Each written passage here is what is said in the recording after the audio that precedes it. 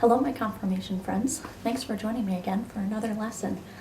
Today, our focus is going to be on the beginning of the historical books. In the last few lessons, we talked about the Israelites being freed from Egypt, moving out into the wilderness, wandering through the wilderness as God taught them how to be God's chosen people, laying out all of the rules for them to live in a way that will be abundant for everyone who is part of the people of Israel. And then now we have reached the promised land. So in our story today, we're talking about moving into the promised land. Now there's four main groups of books in the Old Testament. There's the Pentateuch, or the Torah, that we've been talking about. Sometimes it's called the Book of Law. Those are the first 5 books of the Bible: Genesis, Exodus, Leviticus, Numbers, and Deuteronomy. Those have been the books that we've been covering so far, with the different stories that are in there, but also the different laws and teachings that God had for the people of Israel, for God's chosen people. In our lesson today, we are moving into the historical books. There's also the poetry books and the prophet books.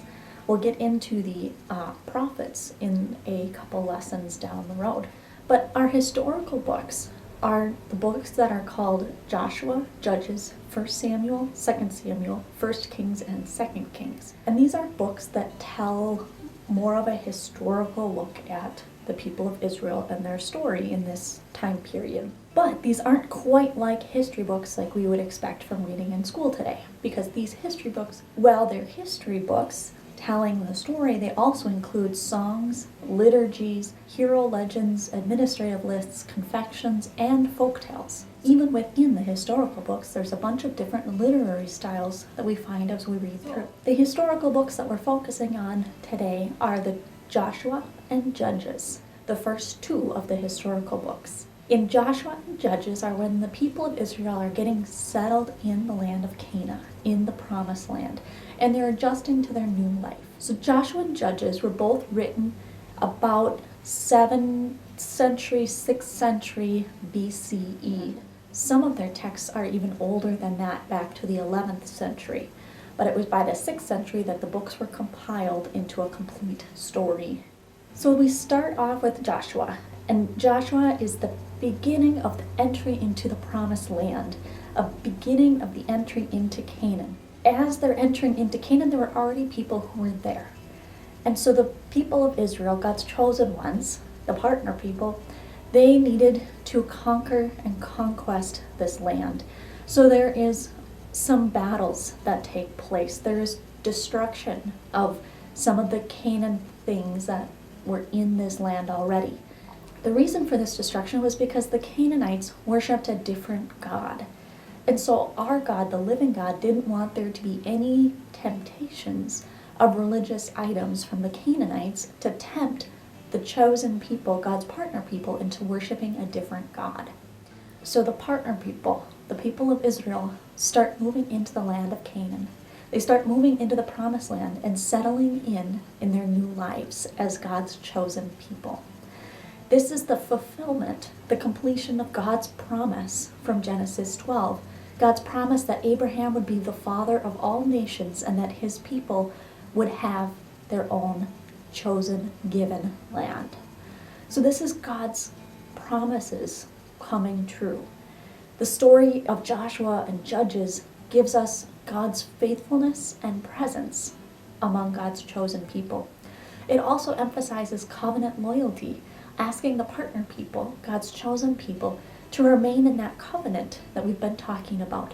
The covenant where God will choose the partner people and the partner people will choose God and live in the way that God would like for them to live, with abundance for all, taking care of everybody in their community. And the other thing that's really emphasized is passing on the faith, telling stories and teaching the next generation about their history and about how God delivered them from the land of Egypt into the promised land, so that this legacy, this story, and this relationship with God can continue on in the next generations and doesn't end here. In the book of Judges, we see a little bit more decline and a little bit more internal dissension, a little bit more arguing between the partner people. Joshua, who has been the leader throughout the beginning of their time in the land of Canaan. He dies and passes on his leadership to Samuel. Samuel is born in the book of Judges and begins to rule. Now God has set up the people in the land of Canaan, the promised land, to have a system where there are judges. And the judges are leaders who are in charge of reminding people to follow God's laws, reminding people to live in ways that are abundant.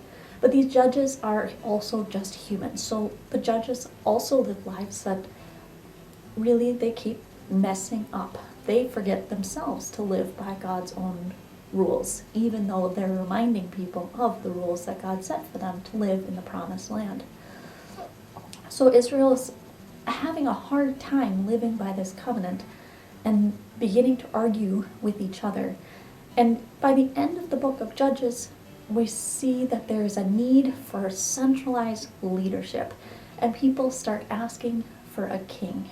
This asking for a king will come in our next lesson, where Israel moves from having a decentralized leadership, a structure that allows for each person to not be above or below another, and starts moving towards the need to have a king to rule over the people of Israel.